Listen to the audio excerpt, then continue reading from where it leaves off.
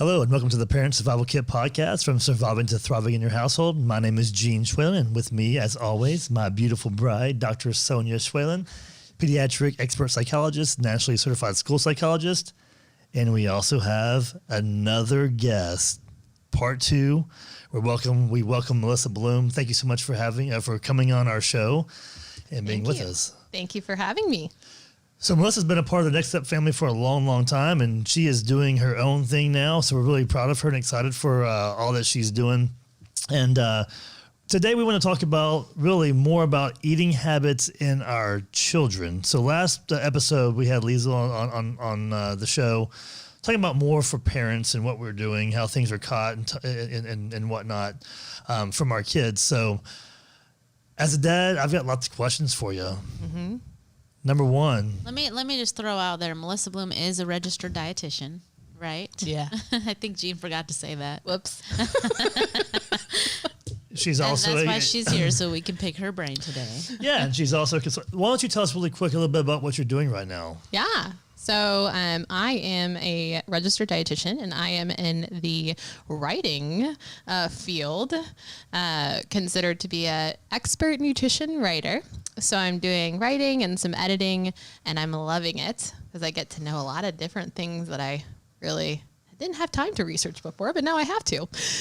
So it's awesome. Something else that I am super proud of is also being a CEDRD, which is Certified Eating Disorder Registered Dietitian.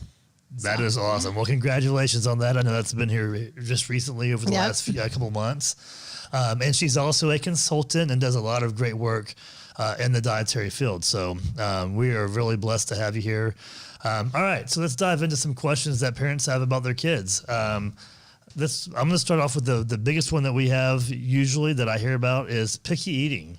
My kid only eats certain foods. Why is that? I try to offer them all these different things and they never want to take it. I think a lot of parents in picky eating and their reaction to it is to, well, if my child is not eating a particular food, I'm going to stop giving it to them. And I think that's a huge mistake. I mean, I have a 3-year-old son, and I'm starting to see some of that. I think it's natural to have a little bit of picky eating and building their palate. But just because my son won't eat broccoli one day, he liked it the next, I may serve him broccoli again, even if he doesn't eat it for the next week and a half. So continuing that visual exposure with picky eating can absolutely help. I dove into that really fast. So, well, but that's exactly what we teach parents all the time. And you know, you brought up your 3-year-old son. Mm-hmm. I want to just throw out there that we see bouts of picky eating throughout a child's development. And so we can see that in even early toddlerhood and then childhood, middle school years, high school years. It comes and it goes. It's even a very college, natural part. Right? Yeah, even college. I mean, eating and your relationship with food, there's so many influences that go around it. College is a big social time. You know, food is a big part of that experience. And so access to food is also a big part of it. College kids either have a lot of access to food or not a lot, just depending on where they chose to live, on ramen campus noodles. or off, right? Mm-hmm. Yeah. Mm-hmm. And so it's very normal, right, to go through bouts of picky eating. What Melissa said is key. Parents often make the mistake of deciding that the child doesn't like it. They made a face. They gagged on it, and so they eliminate it from the presentation. And you have to present your kid with food over and over again, and not just assume because they rejected it once or twice that they're not going to eat it ever again. Yeah, well, that makes perfect sense. You know, it's kind of funny. We have a 3-year-old as well, which you know, and they're at this age now to where they know things, they understand a lot, they know how to get away with things too. So some of that picky eating is also behavioral. They push the limits, and that's what they're learning. That they're actually learning how to push the limits. They're going to do it more and more and more, right? Last episode we talked about just a lot of different types of habits and whatnot. There's a lot of adults that have unhealthy eating habits based on all these fad diets, these things that we want to do to look better, feel better. What's this, pop star doing? What's this movie star doing? What's this athlete doing? So we talked about a lot about those things. When it comes to our kids, we talked about just getting back to the basics last episode as well. Mm-hmm. And Dr. Swinton brought up eating from the rainbow. And then I asked about what are the 5 major food groups, or what are the food groups? There's 5 of them, right? So tell us, as a registered dietitian expert and also as a mom, how do we explore with our kids different foods at a young age? And then we'll start there, and then we're going to move up to the middle school and high school years. I think it's really important for parents to understand that little bits of the rainbow, vegetables and fruits particularly, are things that kids may avoid. But even incorporating that in somehow is just as effective as if they were to eat that as a side by itself. For example, my son really doesn't like vegetables. And so one day I decided that, I'm going to puree some vegetables in the tuna helper that I'm making. Not particularly a healthy type of food that people would typically deem healthy, but adding tuna and adding in minced vegetables, he didn't even know the difference. And I know some kiddos do, he didn't, but just that incorporation of a few tablespoons of vegetables in any form or fashion is beneficial. So I think parents, speaking into the all or nothing, their diet has to look perfect. What actually is perfect? It doesn't have to be 15 vegetables every day. So incorporating in little bits and pieces into pancakes, into waffles, into mac and cheese.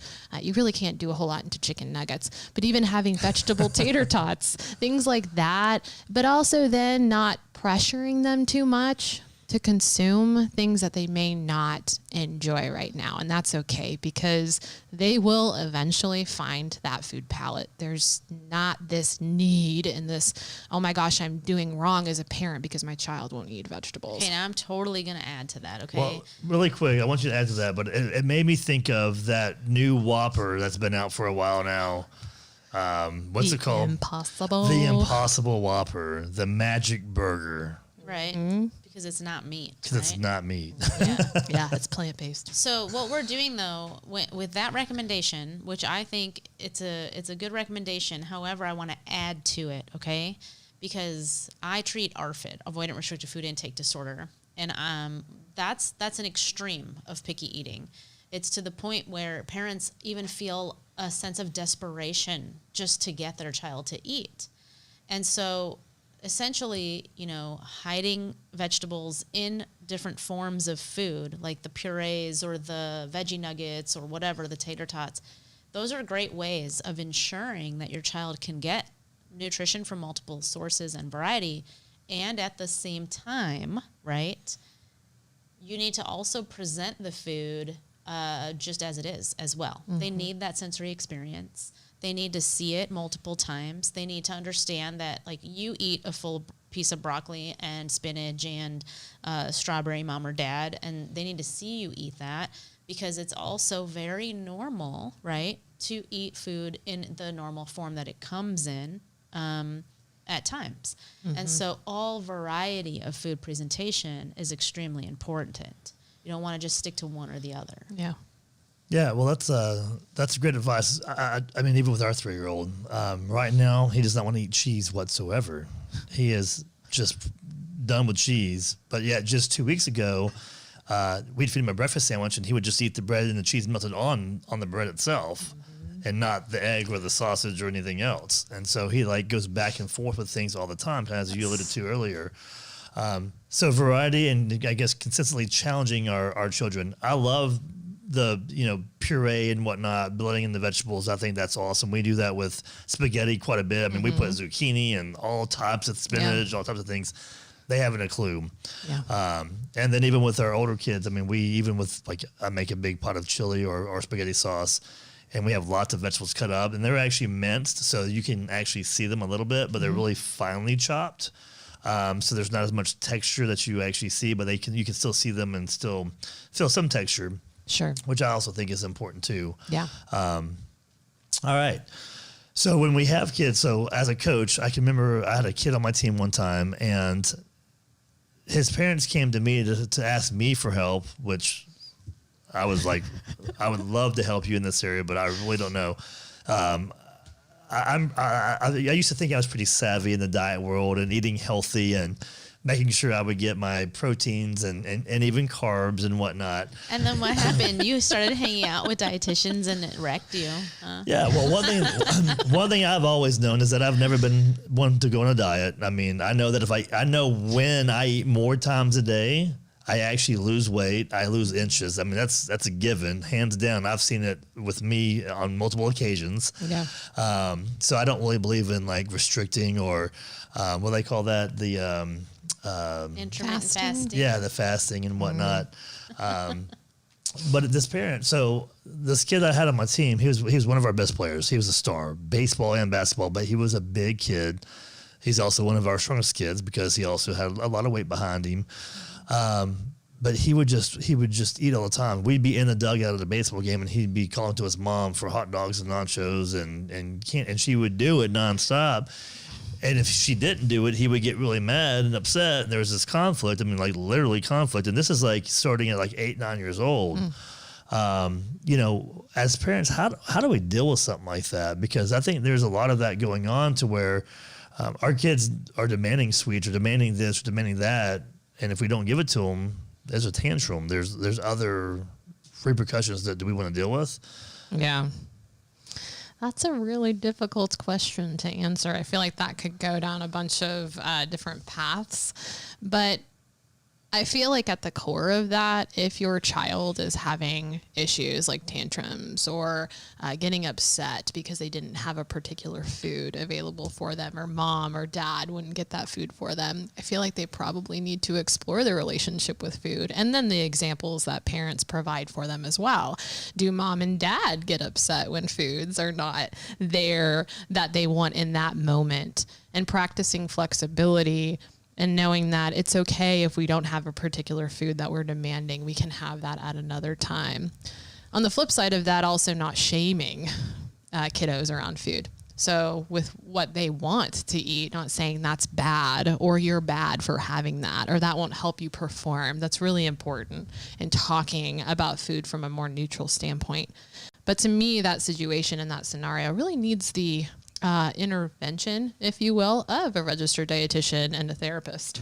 Yes, and so I have a lot to say about that exact scenario too.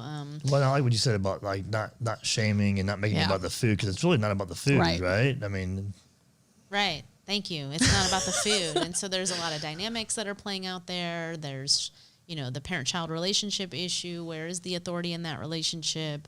How is behavior management occurring in that relationship? There's so many dynamics that go into that. Yeah, you know, and they were asking me how possibly I could help with, you know, because I mentored all my kids, and he really looked up to me, and they were a part of really, you know, my family for a very long time. They were on the team for a very, very long time, both baseball and basketball, and even football years before that. Really trying to help him like lose weight. Like they knew that if he lost some weight, that he would be, you know, a lot more successful, and he was a great player to begin with. And you know, so that was difficult to talk about. So it just makes me think of parents like coming up with diets even for their children and whatnot, thinking that, you know, they need to be on a diet. They're eating way too much. They're binging. They're eating bad foods. In fact, I mean, I got caught a couple of months ago. I think we brought up on one podcast, but you know, I told our 3-year-old, you can't have sugar first thing in the morning. It's not good for you. And she's like, hold on a second. Hold on. I'm like, sorry, honey. But if you really know the truth, what really happened was, let's just be honest, our 3-year-old was actually demanding some sweets, and he was not listening to, like, he could not have that for the right reasons. And when he was not obeying, she goes, I'm out of here. You handle this. I walked out. And so then I said what I said, and then I got in trouble for saying what I said. But I'm just trying to handle the situation. But parents, the struggle is real. It is sometimes. And it's hard being parents. Let's just be honest. I mean, it's hard. And when it comes to food, I mean, it's a big part of everyone's life. It's a necessity. Yes. In fact, I would even venture to say that I think probably food is probably the biggest struggle that parents have overall with dealing with their kids. Yeah. Having to feed them. Kids haven't eaten yet. I mean, it's like something that has to happen. It's a necessity. It's a responsibility. Food, big part of our lives. Yeah. But it's a struggle. I think that also just from a societal standpoint of all of the different messages that we hear about what we should or shouldn't be feeding our child just adds a layer of complexity and stress to the already stressful, okay, we got to eat now. Okay, it's lunchtime. Did you eat? It's breakfast. Did you eat? That's already stressful logistically. And I feel like adding on the pressures of society and navigating through that makes it even more stressful for parents. So working through societal's expectations and just doing your own thing and what's best for your children and your family is really important. So I wanna just kind of ask you to give like a framework, okay? If you had to break it down, if we're going back to that theme of back to the basics, 2 things, right? Back to the basics. What would you like parents to know in terms of how to feed their developing child? Okay, that's the first thing. Okay. And then the second thing, back to the basics. What would you want parents to do when it comes to the logistics of it all? Like, what do you work with on clients sometimes when you're going over the logistics of it? Yeah. Yeah, and really quick, I think that's awesome. I want to like jump in really quick because you said, all the things that we should and should not be feeding our kids. We talked about last episode about sugar. We brought up eating fruit. I'm like, well, that's lots of sugar and fruit, and of course that's all natural. So it's great. And feed your kids, feed as adults as much fruit as we want, right? Kids especially even more. Then we talked about high fructose corn syrup. And like right now, she and Liesl spoke about, well, that actually your brain utilizes it all the same way. But we have all these things that I hear as a dad do not. So I'm like looking at, okay, fruit snacks. Oh, this one has high fructose corn syrup. Don't buy it. Don't buy this. Don't buy that. Don't buy that. Is that real? My kids only want to eat chicken nuggets and mac and cheese. Am I a bad parent? I'm a bad parent because all my kids want to eat is chicken nuggets and mac and cheese, or hot dogs. They'll eat hot dogs too, or they'll eat pizza. But I mean, these are all bad foods. I can't just feed my kids that stuff nonstop, right? These are the things that we struggle with as parents. Yeah. So. And I think it's important to remember that your child, just like any other type of relationship, is developing their own relationship with food as well. And so not being super hard on yourself as a parent into making that a perfect journey for them, Well, it's funny because I think as parents also, we are more concerned when our kids are babies and toddlers and, like young grade school. But then when they get older, like, as a coach with high school boys, especially, and I don't know about girls because I don't have a girl that old yet. They're still younger, but with high school boys and middle school boys, you're like, yeah, they can eat anything. They can eat an entire horse. Their metabolism is so fast. They can eat whatever they want. It's okay. We don't care when they're in middle school and high school, but before that, we do care. Is that kind of also weird, or is it not weird? That just sparks a lot of discussion topics for me, but go back to the basics. Yes. Let's simplify it as much as we can. No, there's so much stuff we can talk about. So I think number one, and going back to the basics, do not put your child on a diet unless they have a health concern like type 1 diabetes, and there's ways to navigate, just for example, but feed your child regularly. And regularly, going back to the basics and logistically, is feeding them meals and snacks throughout the day, not skipping meals. Breakfast is extremely important for lots of different physiological reasons and lots of different psychological reasons as well. So eating regular meals, breakfast, lunch, and dinner, there is no, we're being tricked by eating 3 meals a day. That is the recommendation for a growing child. And then snacks in between that. On top of the basics, really encouraging and empowering your children to listen to themselves and what they want to eat, even really young, what sounds good, and listening to really their hunger and fullness as well. For example, my 3-year-old, he's almost 3, but my 3-year-old, some days he's going to say, Mom, I want cookies. I want more. I want more. Then some days, you want a cookie? Nah. That's them figuring out their own intuition. It's just about, am I hungry? Do I want that? Oh, that's simple. That's a simple decision to them. So not to put your children on a diet, and eating regularly, meals and snacks throughout the day, And that looks like every 2 to 3 hours for a kiddo.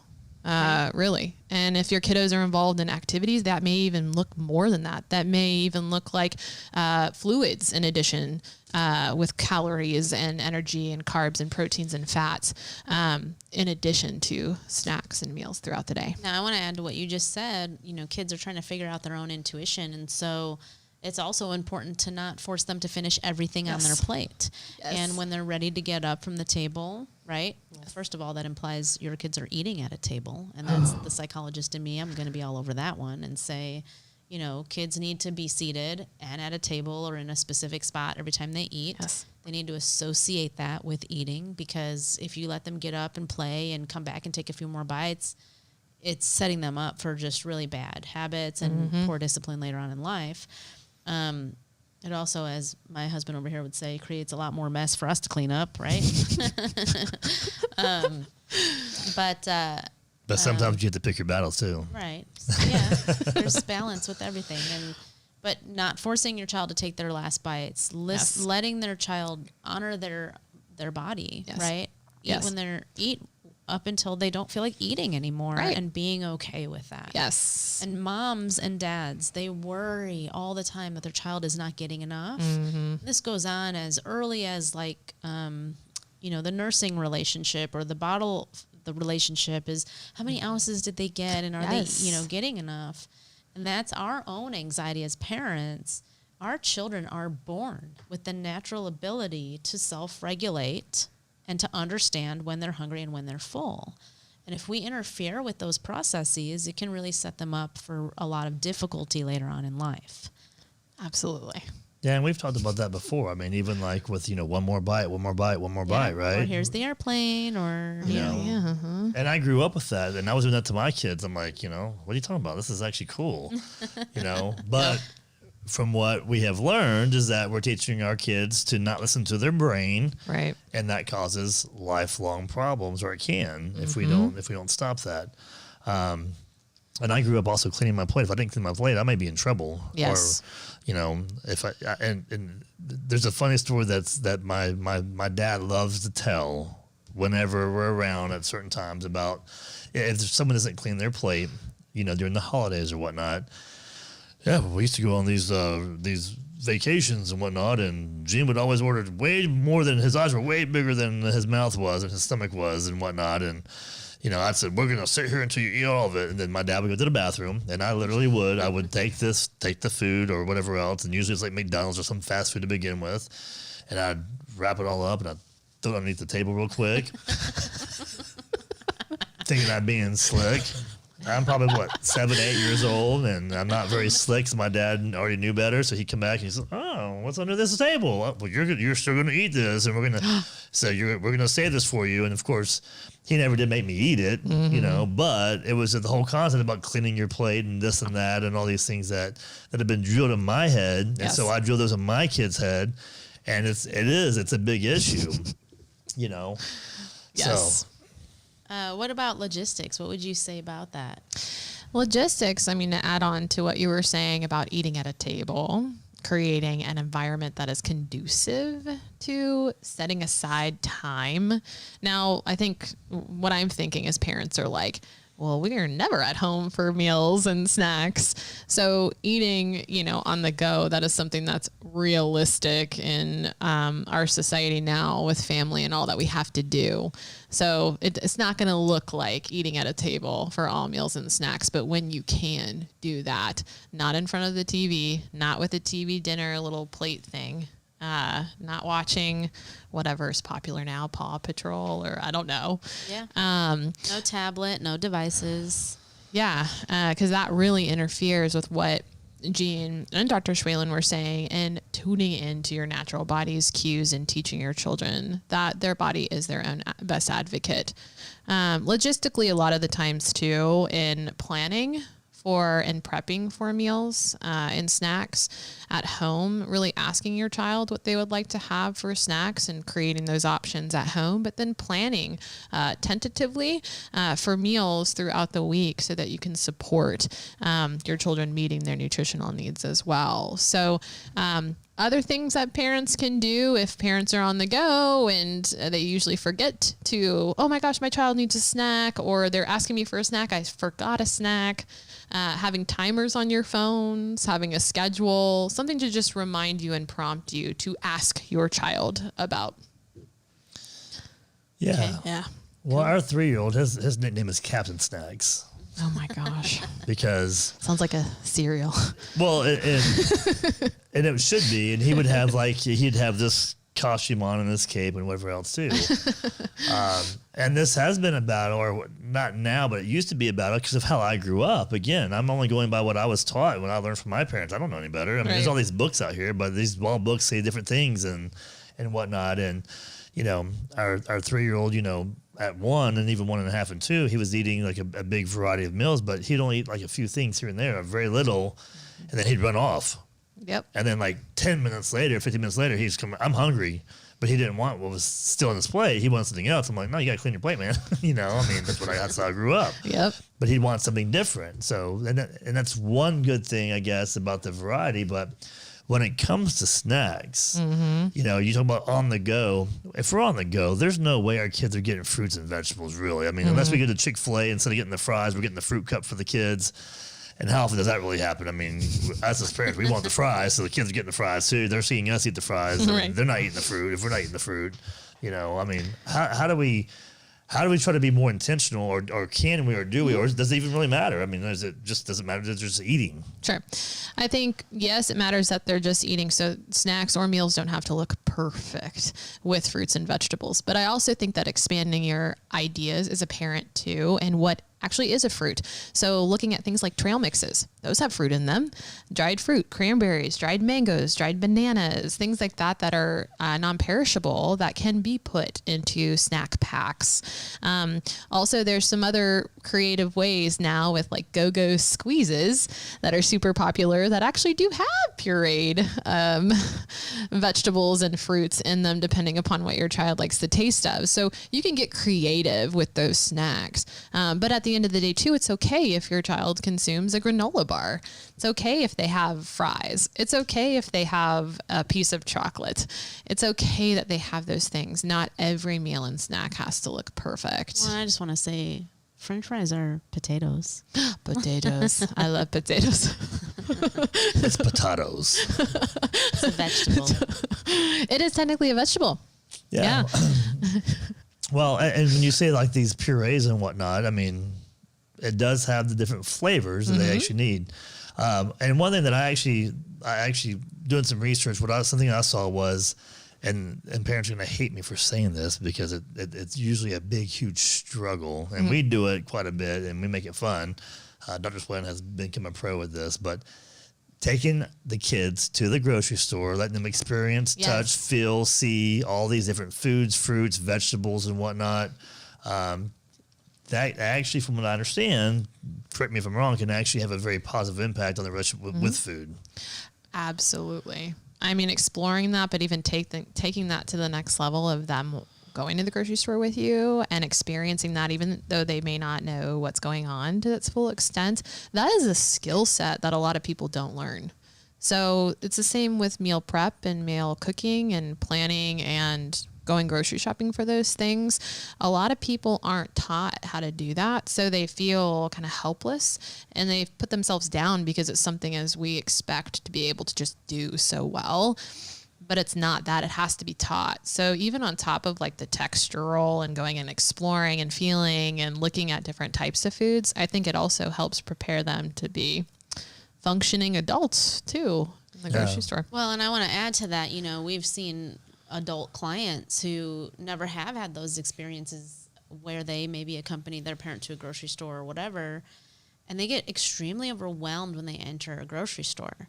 The sounds, the lights, the crowds, all of it, the organization and planning that has to even happen to even know what you're going to buy when you get there, it's extremely overwhelming. And if you don't have practice with it and you didn't have someone kind of walk you through that experience, it's very, very difficult for people to get through. So thanks for saying I'm a pro at taking toddlers to the grocery store. I'll just kind of share what I do, just to kind of throw that out there for people who are wondering.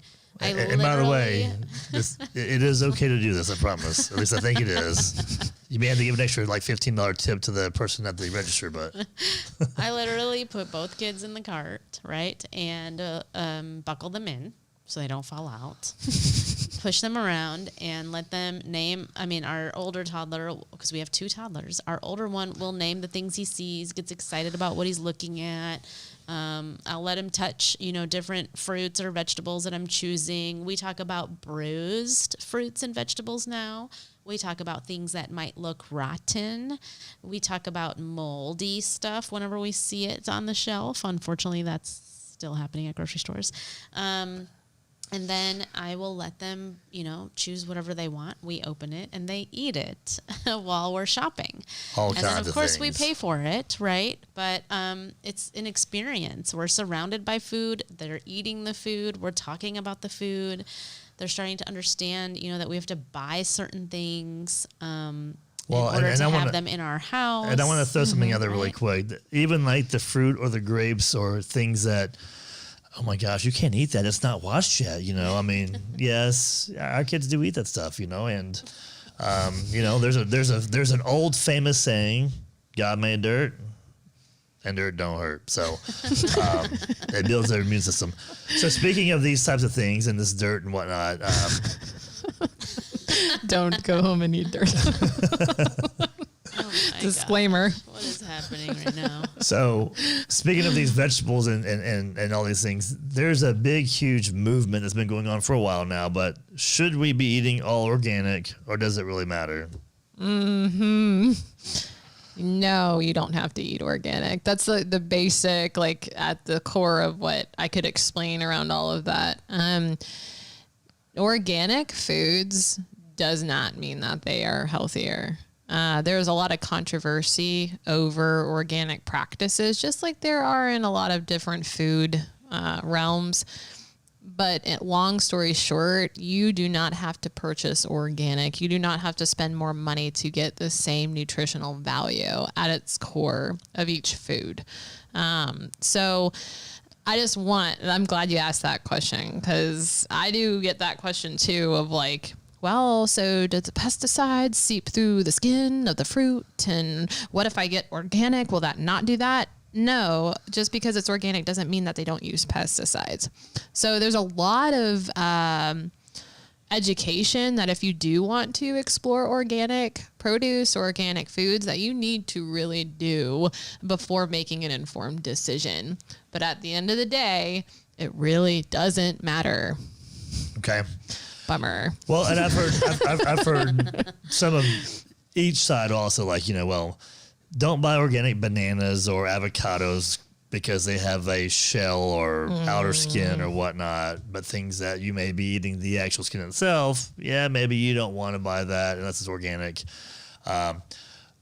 There are some foods, like, for example, we talk about chicken nuggets and mac and cheese. We do buy this organic mac and cheese, which is actually very tasty. And the reason why we buy it, because the actual list of ingredients goes from like this big to like this big. Yep. So is that really the key, looking at the number of ingredients in anything we buy? So yeah, and I'd like to add, just because something might be organic may not mean that it has less ingredients. However, something that may not be organic can also have less ingredients. So something like mac and cheese, sure. I mean, yeah, if you want something that's fresher, if you want something that is not as artificially induced in tasting, then I would go with something that has less ingredients in it. However, too, you can also make your own mac and cheese as well. And that would have the amount of ingredients. Although, again, convenience. Well, but if I'm making mac and cheese, I'm using Velveeta. Well, I mean, I'm making mac and cheese. I'm using 5 different fresh cheeses. I'm baking it. I'm putting some paprika on it. But you can't do that all the time. So, yes, as a nutrition professional, the less ingredients with those types of things, the fresher it's going to be. The expiration date's probably a little bit sooner, too. Okay. So you have to keep that in mind for convenience and shelved food. So you have to use them pretty quick. All right. So when we are sitting down with our kids to eat, when we do, in this busy world that we live in, is that really more of the time to introduce new foods and really explore or re-explore foods that maybe they have not really liked before in the past? Does that make it a little bit easier? Good question. I think that you can really explore or re-explore new foods anywhere. Honestly, I feel like it depends upon the kiddo, though. Like if they do present with more anxiety when they're outside and, at a restaurant or with takeout food or whatever. But I think you can explore and reintroduce foods when you're out, when you're at someone else's house. I don't think there would be a limitation to that unless it's specific to the kiddo. I mean, I have a thought there. I mean, I usually don't recommend putting a brand new food that they've never been exposed to in their school lunch, for example. You really want to be there and around them when you're making that exposure.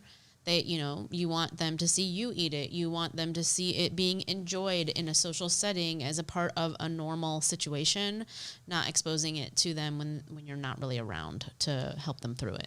Okay. Well, that brings up another question that I definitely wanted to ask. Speaking of our kids' lunches at school, give us a lowdown on school lunches, especially public school lunches.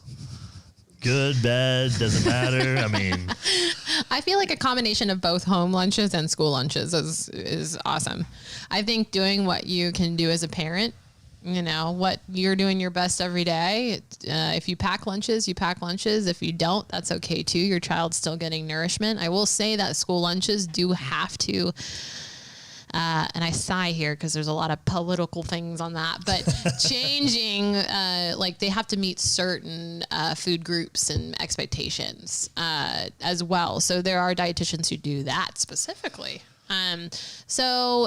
I think that they can get a lot more variety in when you are packing their lunch, things that they like. But I think a combination of both. I love school lunches when I was younger because it was, It's hot lunch. fried chicken. yeah, a lot of things you don't get a lot at your house. I mean, our No. case is, well, Cafeteria food. It Well, and is. one thing I can say about school lunch is you're going to always get a variety of food. Yes. It's going to be different each day. The reason why I asked our 8-year-old, she used to take her lunch nonstop. That's all she wanted to do. And now all of a sudden, all she wants to do in second grade, now that she's in second grade, is I just want to eat at school. All of her friends are doing it, Yes. I'm sure, So I do want to ask one last question. So as we wrap up, one thing that I looked at that I thought was a really good idea, so I want to kind of get you guys' thoughts on this. And how we can make it fun as well, if it is a good idea, is there's all kinds of different culture foods, right? And one thing that I read just recently was if we once a week have a certain night of the week that we can actually plan for, and I want to do this in our household, by the way, honey, so listen up, okay? Okay, this is the first I'm hearing of this. I'm always trying to find new ideas. Let's do it. Tell me. These podcasts just help us in watching. our family and our marriage and in our house, okay? It does. It's like therapy for us. And by the way, we also have to learn how to survive. I mean, thrive and not survive, because we all face struggles. We're all parents. I mean, it doesn't matter. Picking a different country, once a week cool. and saying, hey, you know what? We're going to, on Thursday nights, International night. we're going to have an international night. Yes. We're Oh, gonna yeah. we can have tacos one night if you want, because we all love tacos, and we do. We can have Indian food one night. And by the way, We can internationally, have German food another night. well, we can have German food, or we can actually have some Southern food, because Oh yeah, that's definitely international. that's the best. Okay. I think that's an amazing idea. That's a cool idea. And I, But taking the kids to shop for that stuff too, I think Oh, would yeah. even I just thought about that. Adding on to let's go shop for these foods. Really? Who's going to cook it? Because I was thinking we would just order takeout. I am on the side of Dr. Schweel. Yeah. Right? Let's hash this out. All right, well now. then we have to pick the one. We have to pick the bottle of wine that goes with the actual food that night. Then. Okay, that sounds good to me. All right, sounds You can good. teach kids how to shop for wine. Well, they already have their wine. We do this grape juice sparkling wine they love. So what are we talking about right now? Cultural experiences with Oh, food. I got it. think that is amazing because We're talking about food variety, exploring and Yes, whatnot, getting excited about that. is a part of the joy of eating when food is so demonized in our society. Right. That is part of like what is the good, like what does food do for us versus what it does against us or not for us. Food is actually supposed to be enjoyed. Yeah, it's like a fun thing that we can look forward to. And I think once that's we- really where I think Yeah. that's where really where we end at is if you think about Thanksgiving and Christmas time and those types of holidays, what do? We get around a big table of about 30 different dishes and we eat way too much. We have way too much fun, and it's fun. So we can actually incorporate that in daily living in some way, form, or fashion. Just make it fun. Let's not be negative about our kids eating chicken nuggets and fruit snacks nonstop with the high fructose corn syrup, which our kids don't really have, but it's okay from what I understand. It's not that as our kids get older, they can eat anything they want. Their metabolism is way too fast. So that's it. Well, I don't have any other questions. You guys want to close with some great advice for our listeners? Food is fun. Make it fun. Yeah. Think about what food can do, even as parents, for you and for your kids versus what it doesn't do. And just because you allow this sounds kind of weird, but you provide the space to allow your children to find the joy and fun in food doesn't mean that they're going to take that overboard. Doesn't mean that they're going to blow up like a balloon. That's a whole nother topic. But really, yes, food is fun. Enjoy food. All right. Yeah. Well, and I think that we should, with what you guys just said, is as parents, we may have our own diets or beliefs and whatnot, but let's be careful when we teach our kids. Yes. If it's culturally, then great. If that's what you believe in, if that's your faith, those things are great. Instill those in your kids. But let's be careful when we teach our kids because they're catching everything we're doing. So let's be very mindful of that, very intentional in all that we do. And again, just have lots of fun with food. Food is fun. And then the last thing I will close with, for those of you who actually have insurance, most of us do, especially with kids, registered dietitians are usually covered on your insurance plan. And I tell people all the time, if your insurance covered a personal trainer, would you go get a personal trainer? And most of us would say, well, absolutely. I'd love a personal Or trainer. a massage, right? Or a massage. You can actually have a registered dietitian, and some plans may only allow for a few number of sessions. Some may say as many as you want. Have fun with food. They actually can help create meal plans. And what are some other things you can do as a registered dietitian for families and kids? Yeah. So really bringing families and kids together from a food perspective. So helping you, as a family really unite on the food front and feel at peace with food again. Sounds great.